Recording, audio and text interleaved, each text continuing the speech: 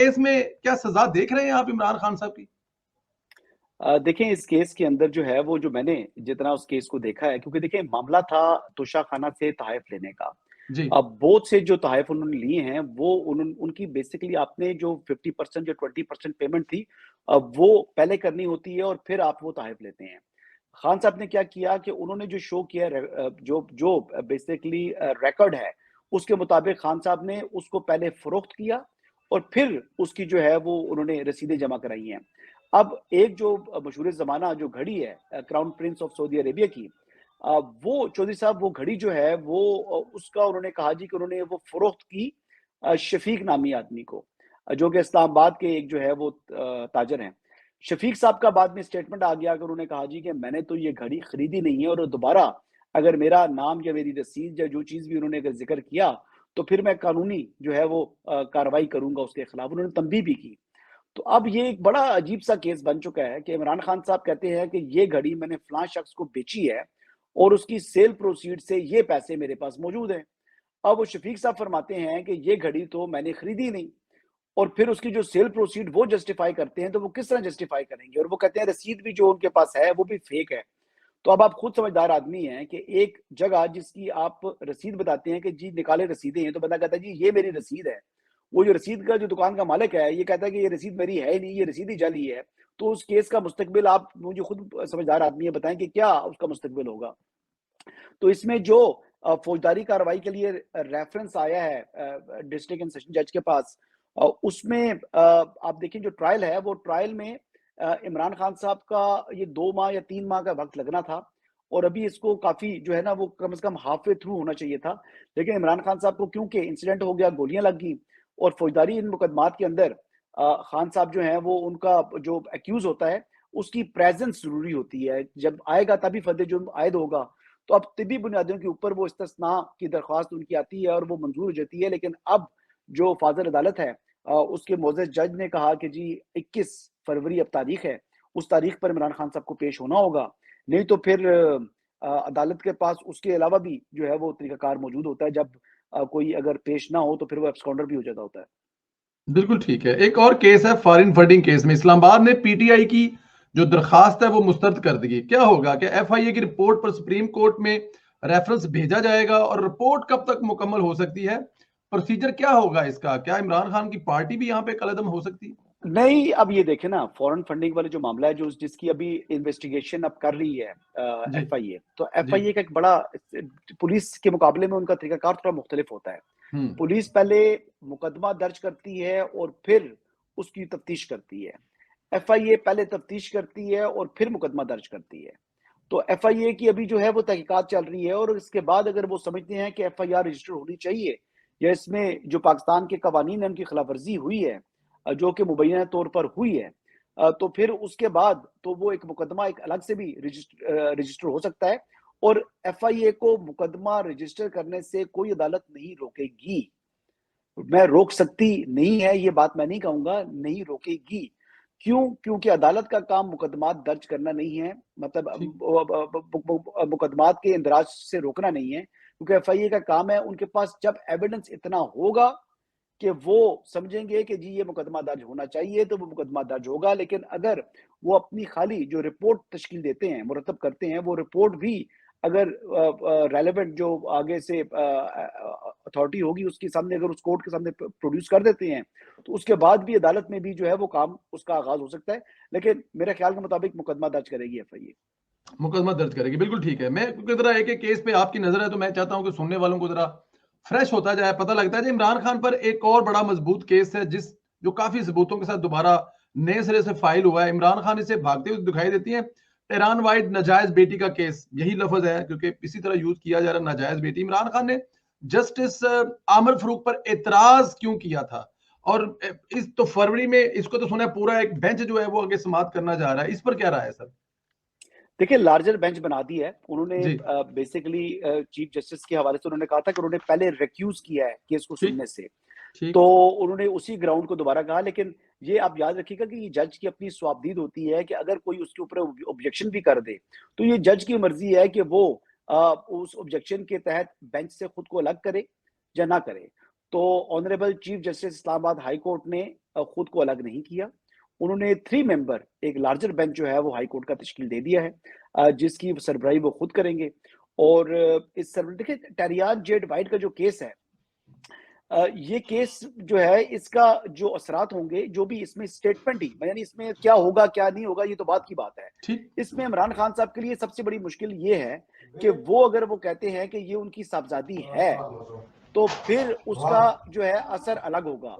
और अगर वो फरमाते हैं कि ये उनकी साहबजादी नहीं है, तो फिर वेस्ट के अंदर आप खुद रहते हैं, यूरोप के अंदर, तो यूरोप में भी और अमेरिका में भी और बरतानिया में भी इसके बड़े जो है वो असरात आने हैं और बड़ी इस बात ने जो है ना वो हवा पकड़नी है।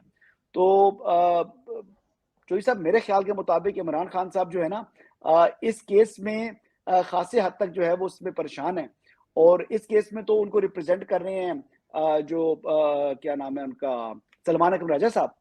लेकिन जो तोशाखाना केस है उसमें उनको ख्वाजा हारिस साहब और साथ उनके जो मोमिन वकला हैं वो भी बड़ी बहुत लंबी लंबी जो है ना उन्होंने बड़ी मजबूत टीमें उन्होंने रखी हुई है। अब वकला जो है ना इमरान खान साहब के, वो बड़े जबरदस्त किस्म के बड़े मंजे हुए वकला उन्होंने रखे हुए हैं। लेकिन केसेस मुकदमात जो हैं वो खासे कमजोर हैं, यानी उसमें वकील भी कोई केस में कोई जान होती है तो वकील अच्छा उसको लड़ता है या जो उसमें अपनी जो है अपना हिस्सा डाल सकता है। अगर केस ही बड़ा कमजोर हो, यानी अगर बहुत ही कमजोर विकेट के ऊपर आप खेल रहे हो और विकेट जो है वो बैट्समैन को सूटेबल ना हो, तो अच्छे से अच्छा बैट्समैन जो है ना वो फिर आपको पता है वो स्ट्रगल करता है विकेट के ऊपर। बिल्कुल ठीक कह रहे हैं, लेकिन एक मशहूर ज़माना वकील हैं और इमरान खान साहब के बड़े नज़दीक भी रहे हैं। शायद दोनों का गम एक जैसा था नवाज शरीफ साहब के मुखालफत में। नहीं, बुखारी साहब कहते हैं कि जो जो केस है ना वो वकील नहीं हारता, तो इससे वकील को कोई फर्क नहीं पड़ता कि केस जीतना या हारना है, वो इमरान खान साहब नहीं हारना है, तो मजबूत है या अच्छा है, लेकिन उनका तो मसला हल हो रहा है। सर, आप ये कहना चाह रहे हैं कि इमरान खान की नहली या गिरफ्तारी इसी केस में होने के ज्यादा चांस है? देखिए टेरियान जेड वाइट वाले केस के अंदर जो है वो नाअहली वो तब होगी जब ये पब्लिक ऑफिस होल्ड कर रहे होते हैं। तो इसमें हम्म। इमरान खान साहब जो है ना इस वक्त पब्लिक ऑफिस को होल्ड नहीं कर रहे, क्योंकि उन्होंने जो मुंतखब हुए हैं दोबारा रुकने कौमी असम्बली, तो उन्होंने उसके ऊपर अपना वो ओथ नहीं लिया हुआ, हलफ नहीं लिया हुआ। तो इस वक्त जो है उसका वो असर तो उनके ऊपर नहीं होगा, क्योंकि जो नॉमिनेशन के अंदर जो उन्होंने मिस डिक्लेरेशन किया हुआ है वो मेरे नहीं ख्याल के उसको अब इस टाइम टच किया जाएगा। लेकिन इसका जो सियासी नुकसान भी उनको बहुत होगा। और जो वेस्टर्न सोसाइटी है उसके अंदर जो भी ये स्टांस लेते हैं तो उसके ऊपर भी बड़े गहरे असरात होंगे। लेकिन ममनुआ फंडिंग केस के अंदर इमरान खान साहब की जमात के ऊपर जो है वो स्याह बादल मंडला रहे हैं। और ये तोशाखाना केस है, इसमें भी क्योंकि उसमें भी चेयरमैन है इमरान खान, जो बतौर चेयरमैन पीटीआई बहुत सी जगहों पर उन्होंने दस्तखत किए हुए हैं। और इसमें भी जो क्या कहते हैं तोशाखाना में भी वहां पर भी जो है वो डायरेक्टली उनको इम्प्रिजनमेंट हो सकती है, उसमें 3 साल की सजा है। और 3 साल की सजा जो है वो बहुत जो है वो लंबी सजा है। और इसमें डिस्क्वालिफिकेशन वो 5 साल की है। चाहे उनको till the rising of the court भी अगर सजा हो जाती है तो फिर इमरान खान साहब 5 साल के लिए नाअहल हो जाएंगे। अच्छा, वैसे आपने 3 साल का नाम ले लिया, लेकिन शायद बहुत सारे जो दोस्त हैं, शायद आपके भी दोस्तों की लिस्ट में, वो लोग तो यहाँ पे 2-2 दिन में रोना शुरू हो गए हैं। तो 3 साल तो बहुत लंबा अरसा होगा सर, अगर होगी सजा तो। नहीं, ये तो मैक्सिमम पेनल्टी है ना, 3 साल की सजा। अदालत की मर्जी है कि वो till the rising of the court भी उनको सजा दे दे या उनको सजा ना दे, उनको बरी कर दे। ये तो केस चलेगा तो फिर पता लगेगा। अभी तो फर्द जुर्म ही उस तरीके से आयद नहीं हो सकी। लेकिन जो केस के मेरिट्स हैं, जो इस वक्त जो सूरत हाल है, ये कमजोर, इमरान खान साहब का केस बड़ा कमजोर है। इमरान खान साहब बहुत जो कहते हैं कि वो गहरी खाई की तरफ गिरते हुए जा रहे हैं। तो इसमें 2 माह लगते हैं या 2 माह से थोड़ा सा वक्त ज्यादा लगता है, इससे ज्यादा वक्त नहीं लगेगा। और मेरे ख्याल से ये केस कंक्लूड हो जाएगा। बिल्कुल ठीक है, बिल्कुल ठीक है। अच्छा, अभी आपने एक लफ्ज़ यूज़ किया था कि इमरान खान साहब ज़ाहिर है हिसार में, उन्होंने बाहर कारकुन, मतलब बहुत ज़्यादा औरतें वहाँ पे ठेले लगे हैं, भटूरे, लाहौर की बड़ी सौगात, बारबेक्यू चल रहा है, मतलब लोग एन्जॉय कर रहे हैं। तो क्या इमरान खान, पाकिस्तान में अब कहा जा रहा है कि अनबीटेड है, इमरान खान कभी भी नहीं आउट हुए, गिरफ्तार नहीं हुए वो एक आध दफ़ा 2-4 दिन के लिए, 1-2 दिन के लिए। ये हुकूमत इमरान खान को गिरफ्तार कर लेगी किसी केस में, सर, लगता है आपको? मेरा नहीं ख्याल कि इमरान खान साहब की नाअहली से पहले गिरफ्तारी है। इमरान हुँ। खान साहब की अगर अगर कोई गिरफ्तार हुए भी तो इमरान खान साहब को कोई अदालत सजा दे तो वो गिरफ्तार होंगे। गवर्नमेंट उनको गिरफ्तार करने का इरादा नहीं रखती। लेकिन आप अदालत की बात कर रहे हैं, अब यहाँ पे अदालत की अगर बात की जाए तो पहले पीटीआई है वो जो भाग-भाग के इस्लामाबाद हाई कोर्ट में जाती थी। अब क्या वजह है कि वो इस्लामाबाद हाई कोर्ट में जाने के बजाय लाहौर हाई कोर्ट की तरफ चले जाते हैं? बस जहां से जिसको रिलीफ मिल रहा हो जी, बड़ी सिंपल सी बात है। मैं मोजेस जजेस के मुतालिक बात नहीं करूंगा, कमेंट्स नहीं करूंगा, लेकिन आजकल जो है वो कहते हैं मौसम है रिलीफ मिलने का। यही लाहौर हाई कोर्ट थी जिसका जितना मजाक उड़ाती थी पीटीआई, अगर आपको याद हो कि जी वो फला लतीफे जो है वो सोशल मीडिया के ऊपर लाहौर हाई कोर्ट से मुतल्लिक जो है ऐसे ऐसे चला रहे थे। जब former prime minister Nawaz Sharif को मुल्क से बाहर जाने की इजाजत मिली थी, तो क्या क्या बातें इन्होंने नहीं की थी लाहौर हाई कोर्ट से मुतल्लिक। फिर उसके बाद जो है वो क्या क्या तारीफें इस्लामाबाद हाई कोर्ट की नहीं हुई अब माजी करीब के अंदर। और फिर आज वही इस्लामाबाद हाई कोर्ट है, और अब जो चीफ जस्टिस जो नए हैं आमिर फारूक साहब, जस्टिस आमिर फारूक, उनसे मुतल्लिक जो है वो अजीब सी बातें शुरू कर दी हैं। देखिए जस्टिस आमिर फारूक साहब ने, अगर एक बात करूं 1 मिनट के लिए, तो कौन सी ऐसा उन्होंने फैसला है, कौन सा ऐसा उन्होंने काम किया है जिसकी बेस के ऊपर आप उनको तनकीद करेंगे? जी मुझे तनकीद की वजह बताएं कि किस कोई ऐसी सॉलिड तनकीद की एक लफ्ज हो तो चलें जी, मैं भी उनकी जुबान के साथ जो है ना वो जग जुबान होकर बोलूं, लेकिन मुझे तनकीद बताएं कि जस्टिस आमिर फारूक ने कौन सा गलत एक फैसला बता दें जो उनका फैसला गलत है। मेरी सही, नजर में तो कोई भी नहीं है, ठीक मेरी ठीक है, नजर में तो हम कोई भी नहीं है। जी बिल्कुल ठीक है, आपकी नजर में कोई नहीं है तो फिर सुनने वाले डिसाइड कर लेंगे, या जिनको देखें कोई मसला। देखें जी फैसला जो होता है ना वो पब्लिक प्रॉपर्टी होती है।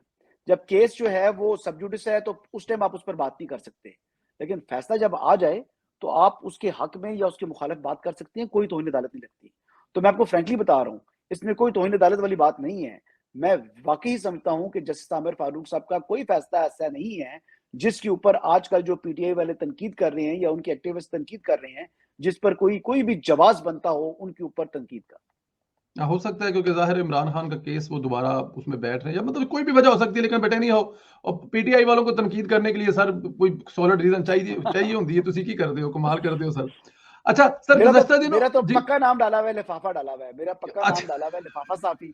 अच्छा, अच्छा दूसरा कहते हैं कि ये जो है वो शरीफों का गुलाम है, कोई इस तरह की बातें करते हैं। फिर कहते हैं कि ये भी मैं लंदन गया था तो मेरे मियां नवाज शरीफ साहब से मुलाकात भी हुई थी, तो कहते हैं वहां से ये जो है ना लिफाफा लेने के लिए गया। तो मतलब ये अपनी जो है वो कहते हैं ना वो दिल का गुबार निकालते हैं वो लोग जो है ना, तो मुझे तरस आता है उनके ऊपर।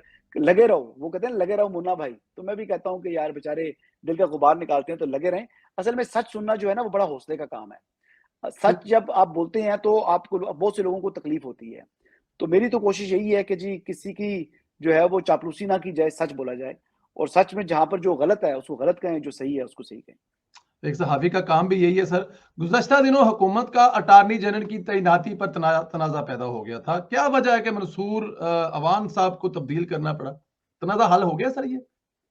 सर कहाँ तनाज़ा हल हो गया है? मंसूर अवान साहब के साथ जितनी ज़्यादती की है इन्होंने अच्छा जी। आपकी जो है फेडरल गवर्नमेंट ने, जी। इसमें इससे बुरा तो कुछ कर नहीं सकते थे। आप मुझे वैसे एक बात बताएं, एक आदमी को आपने अटॉर्नी सुनने जनरल ऑफ वालों को ज़रा इसका पाकिस्तान बैकग्राउंड लगा बता दिया। दें ताकि सुनने वालों को थोड़ा-सा। देखें जी, बात ये थी कि अशतर ओसाफ साहब ने बहुत अरसा पहले इस्तीफा दे दिया था कि उनकी मेडिकली उनके पास कोई प्रॉब्लम्स हैं, उनकी हेल्थ इश्यूज हैं। ठीक। इसके ऊपर उन्होंने कहा जी कि मैं कंटिन्यू नहीं कर सकता। फिर भी गवर्नमेंट ने उनको जो है ना दोबारा कहते रहे। फिर उन्होंने कहा जी हमें अगला जो है जब तक अटॉर्नी जनरल नहीं मिलता तब तक आप काम जारी रखें। फिर अटॉर्नी जनरल फॉर पाकिस्तान के लिए जो है बहुत से नामों पर गौर हुआ। फिर मंसूर अवान साहब को जो है उन्होंने अटॉर्नी जनरल फॉर पाकिस्तान जो है वो लगा दिया। उसमें समरी भेजी गई प्रेसिडेंट को, और प्रेसिडेंट ने वो समरी अप्रूव कर दी। अब मंसूर अवान साहब की समरी जब अप्रूव होकर वापस पहुंची प्राइम मिनिस्टर ऑफिस में, तो फिर उसके बाद जो है वहां पर जो है वो खामोशी हो गई। फिर 1 हफ्ते की खामोशी हुई, फिर दूसरा हफ्ते की खामोशी हुई।